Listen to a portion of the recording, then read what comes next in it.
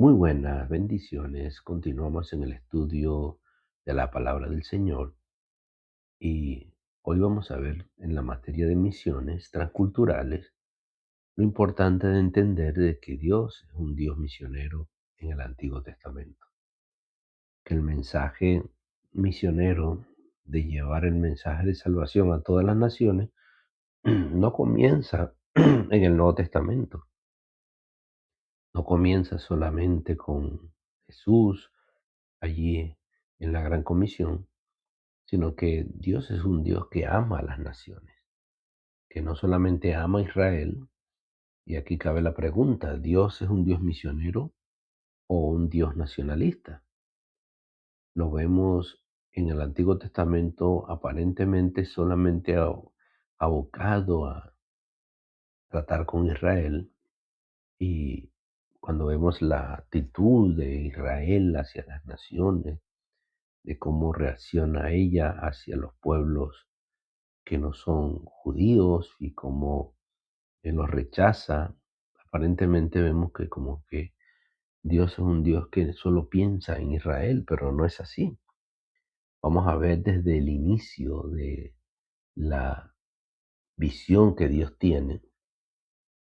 Dios no solamente es un Dios de un pueblo, de una nación, en este caso Israel, sino que Dios es un Dios que piensa en todas las naciones de la tierra.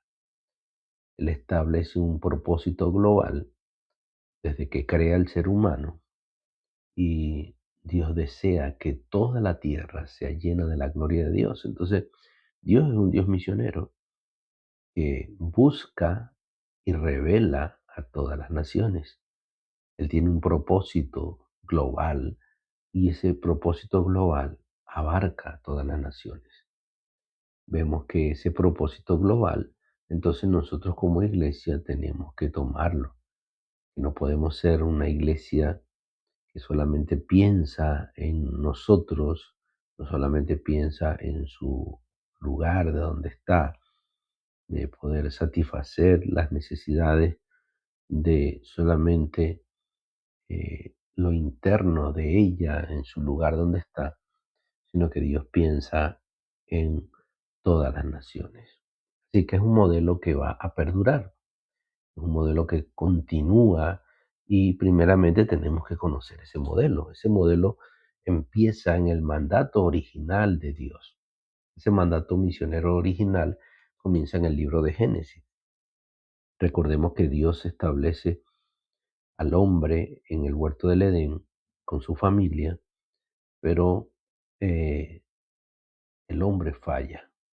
El hombre, Dios le dio la comisión ahí en Génesis 1, 26 y 28 de que él tenía que multiplicarse y llenar la tierra y someterla. La humanidad debe extender el orden y gobierno de Dios por todo el planeta. Pero vemos que Adán falló. Adán tuvo hijos y esos hijos se desobedecieron. ¿Y esto por qué ocurrió? Bueno, ocurrió porque ellos también cometieron el primer error de apartarse del mandato de Dios, de desobedecer a Dios. Y esa desobediencia fue pasando de generación en generación.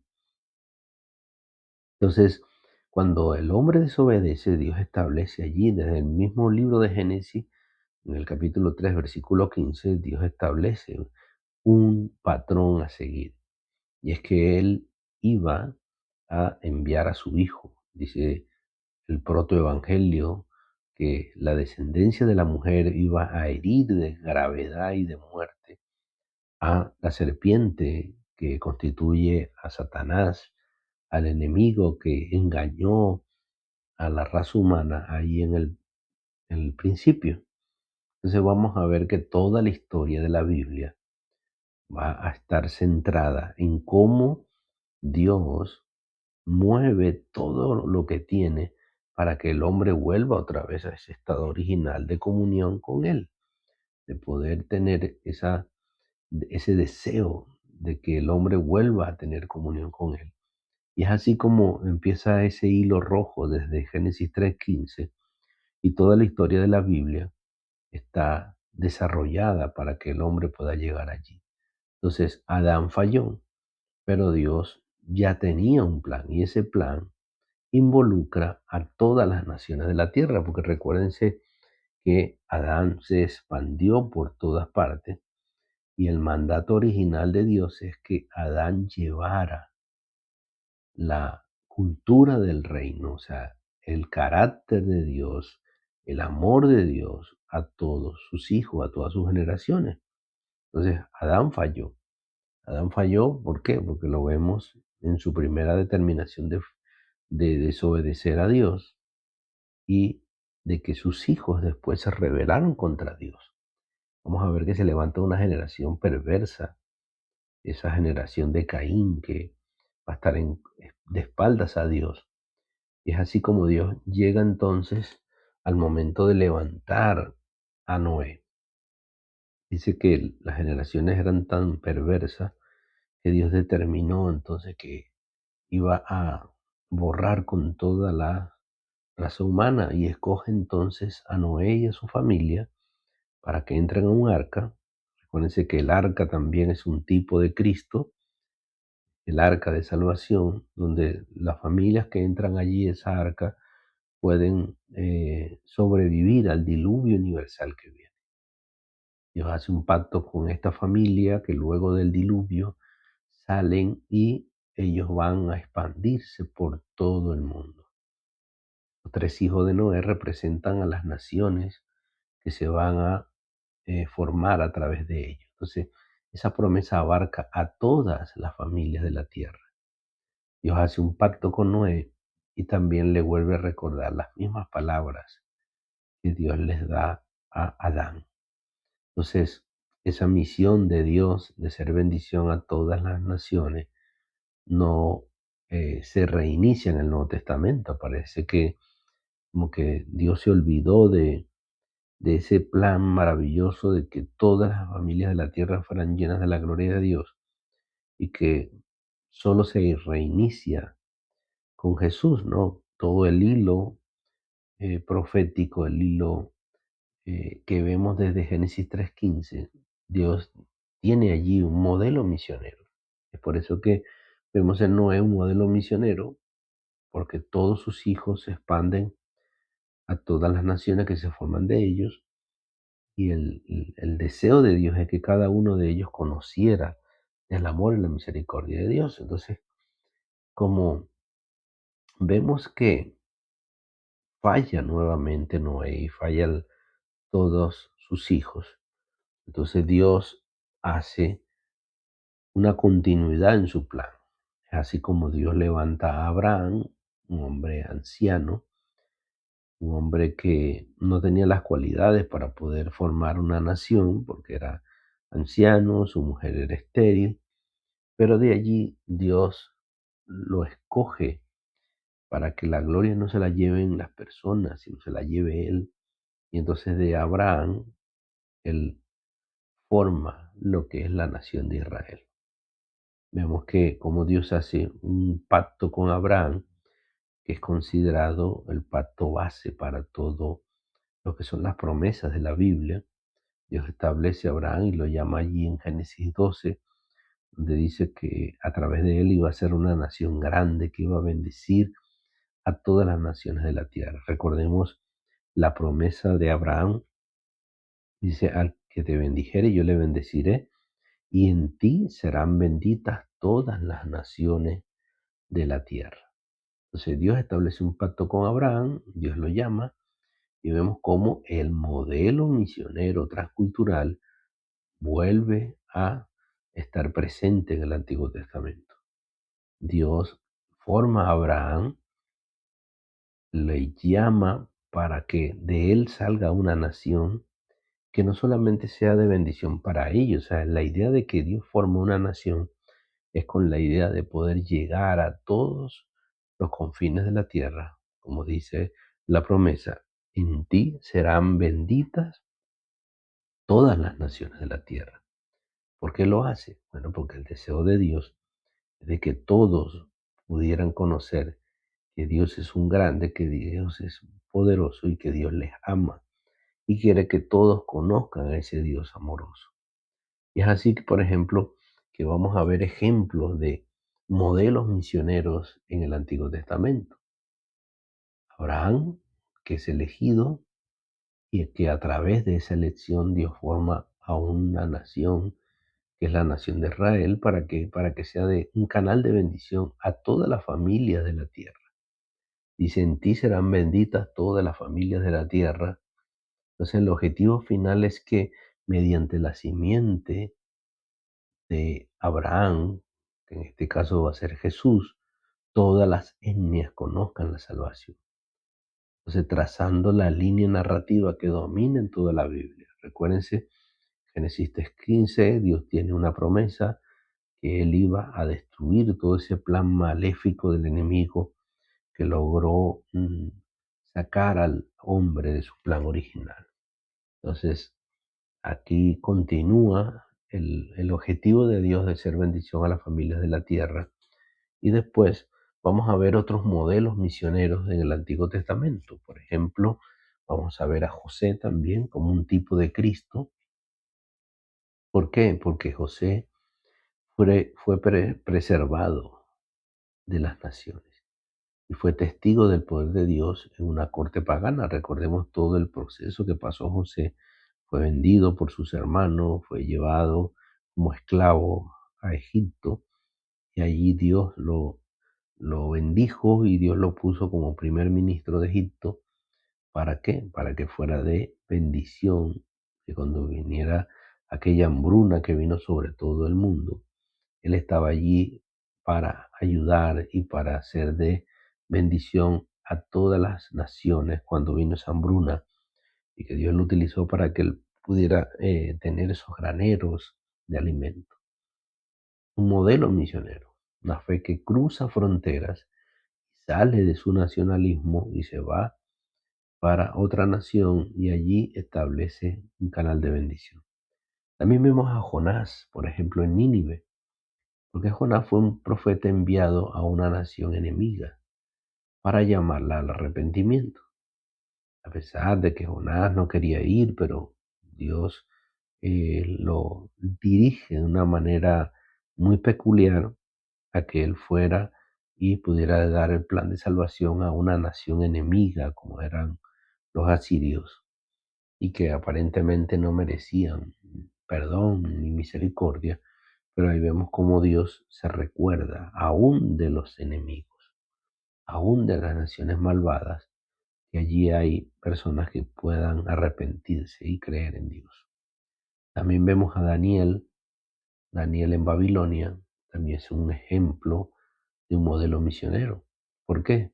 Porque Daniel puede vivir de una manera diferente, de una manera que da un testimonio fiel, proclamando la soberanía de Dios en medio de Babilonia, que era un mundo pagano y perverso y que se apartaba del Dios vivo. Allí vemos cómo Dios llama a Daniel, y Daniel es un pregonero de el mensaje de Dios, de ese Dios bueno, de ese Dios que quiere establecer un vínculo con las personas para que puedan vivir de la manera digna y correcta que Él quiere. Entonces, cuando vemos estos modelos misioneros, podemos decir, Dios no comienza en el Nuevo Testamento con la idea de poder ir y proclamar el mensaje a todas las naciones, sino que vamos a continuar viendo en el Antiguo Testamento cómo ese mensaje de inclusión, de incluir a los pueblos que no son de Israel. Lo vamos a ver, por ejemplo, en Naamán el sirio. ¿Por qué? Porque Naamán era un general extranjero y llega al conocimiento de Dios a través de una esclava israelita, donde esa esclavita israelita le da testimonio de cómo Dios lo puede ayudar. Él le habla de Dios, ella le dice que hable con el profeta y vamos a ver cómo este general sirio puede conseguir entonces la sanidad de su cuerpo a través del mensaje que le da a esta mujer esclava. También vemos a Ruth, la moabita, donde vemos que una extranjera se une al pueblo de Dios y llega a ser eh, el ancestral del Mesías. Una historia de fe, de lealtad y de inclusión racial, porque vamos a ver cómo ella no debería estar allí. Si vemos por qué Dios permite que Ruth, una mujer que no era del pueblo de Israel, estuviera incluida allí en el linaje del Mesías. Vemos entonces que Dios es un Dios que incluye a las otras naciones. También vamos a ver que en la ley mosaica y la adoración están incluidos las naciones. ¿Será eso verdad? Vamos a ir a la Torá en Levíticos 19, 33 y 34. Dice, amarás al extranjero como a ti mismo. La ley, hermanos, protege y acoge al extranjero. Vemos que la ley no excluye al extranjero, sino que vamos a ver que desde que Dios diseñó el templo, desde que Dios diseñó la ley, la diseñó para que todas las naciones pudieran llegar a conocer ese Dios. Ahí vemos en el templo que construyó Salomón, que una de sus partes era el atrio, y en el atrio había un lugar para los gentiles. Y en ese lugar era el sitio donde los gentiles podían llegar, podían orar y podían tener esa comunión con ese Dios que ama a todas las naciones. Ahí en Primera de Reyes 8, 41 y 43 vemos cómo Dios en su diseño, porque recordemos que Dios es el que diseña el templo, el tabernáculo, crea un espacio de acercamiento para las naciones. Entonces, en ese sentir de Dios, que tanto la ley como el diseño del templo, también vemos que hay una vida social que Dios quiere que las personas de otras nacionalidades puedan relacionarse con el pueblo de Dios. Entonces ahí vemos las leyes como la de la Pascua, en Éxodo 12, 48 al 49, donde Dios permite la inclusión de extranjeros circuncidados en la celebración de esta ceremonia. Dios es un Dios que ama a las naciones y la diversidad cultural no tiene que ser una barrera para decir que esas personas no pueden llegar a conocer a Dios. Dios es un Dios que ama en todas las personas independientemente de que su forma de relacionarse sea distinta a la nuestra. Ahora, vamos a ver que Dios desea de que nosotros seamos luz de las naciones y ese era el deseo que Dios le dio al pueblo de Israel y por eso los profetas amplían la visión de Génesis 12. Recordemos lo que Dios le dijo a Abraham, que tenía que ser bendición a toda la familia de la tierra. Dice en Isaías 49, 6, yo te he dado por luz de las naciones para que seas mi salvación hasta lo último de la tierra. Entonces, un rol misionero esencial en la identidad del pueblo elegido. El pueblo de Israel debía de ser luz a las naciones. Y vemos cómo el pueblo de Dios falló en ese sentido. ¿Por qué? Porque se pusieron solo a mirarse a ellos mismos y veían las naciones alrededor simplemente como naciones malas que no les beneficiaban a ellos. Entonces ese pensamiento de excluir a las naciones no es el pensamiento de Dios. Dios quiere que Israel sea luz a las naciones. Ahora vamos a ver esa visión escatológica, cuando por ejemplo Isaías 19, 23 al 25 presenta la disolución de fronteras nacionales en la adoración común. Egipto, por ejemplo, allí vemos a Dios que le dice que Egipto es el pueblo de Dios, es mi pueblo. Israel mi heredad y los asirios obra de mis manos. O sea, fíjense cómo los enemigos tradicionales se convierten en adoradores, mostrando la intención universal de Dios. ¿Por qué? Porque Dios utiliza estos pueblos.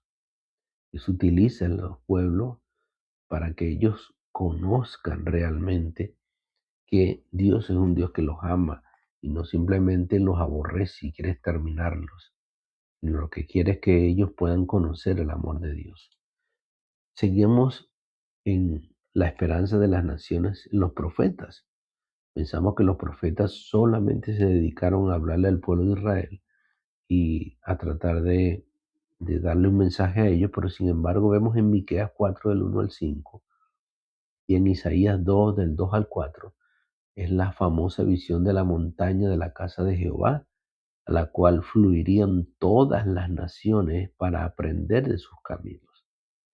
Recordemos que esta famosa montaña de la casa de Dios no es otra cosa sino el cumplimiento que se va a llevar a cabo completamente cuando Jesús venga por segunda vez a la tierra y se establezca allí en el monte de Sión, y dice que los reyes de la tierra se postrarán delante de él y vendrán a adorar.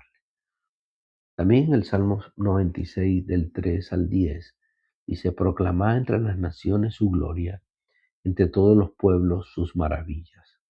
Decí entre las naciones: Jehová reina. De verdad que los profetas tenían que anunciar de que las naciones necesitaban conocer de Dios. Y es el deseo de Dios, no solamente un Dios nacionalista, sino un Dios que piensa en todas las familias de la tierra. Continuamos y vamos a ver entonces dos movimientos misioneros que tienen una fuerza centrípeta, o sea, de atraer, y en este caso las naciones. ¿Ok? El pueblo de Israel tenía que atraer, tiene que tener esa fuerza de atraer las naciones hacia ellos. ¿Para qué? Para poderlos enviar, para poderlos dar a conocer de que aunque Israel fracasó al volverse nacionalista, un remanente fiel preservó la visión para ser cumplida en Jesús. Recuérdense que Jesús es la culminación de esa promesa de Génesis 3:15, pero Israel como nación debería de tener ese alcance mundial, pero ellos se quedaron en solo volverse ellos nacionalistas, y vemos cómo entonces Dios sí cumple su promesa.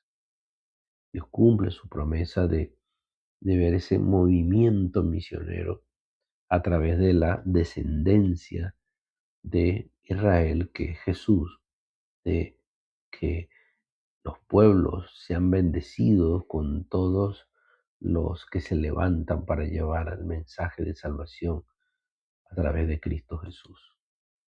Vamos a ver entonces que ese clima de salvación, ese de atracción de la descendencia de Israel, va solo a lograrse en Jesús. Toda la línea de pacto y promesa encuentran su cumplimiento y relanzamiento en Cristo. ¿Por qué? Porque Jesús es hijo de Abraham, recordemos lo que dice Mateo 1:1, y el heredero de la promesa de Abraham. ¿Cuál era la promesa de Abraham? Ser bendición a todas las naciones de la tierra.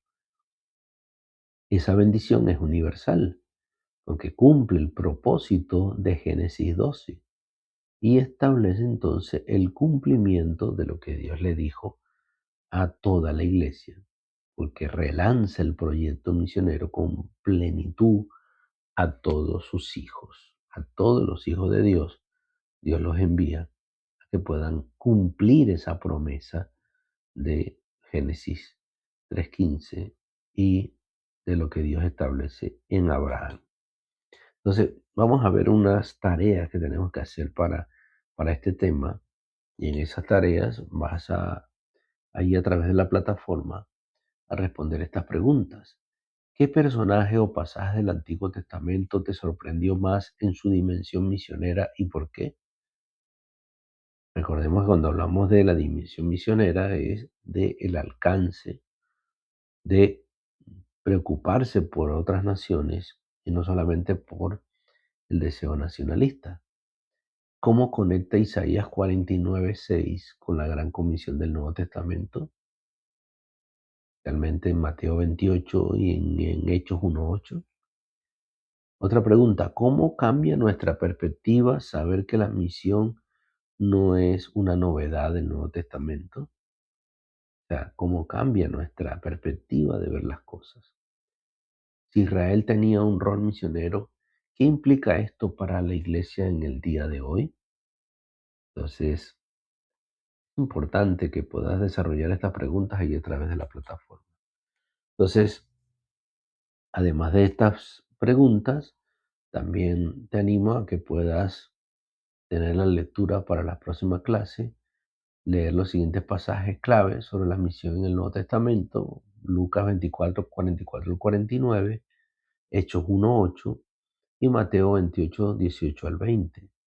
Y a través de estas preguntas identifica cómo Jesús reinterpreta y cumple las promesas del Antiguo Testamento acerca de las naciones.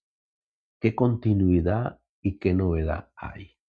Así que Dios te bendiga y te espero en la próxima clase.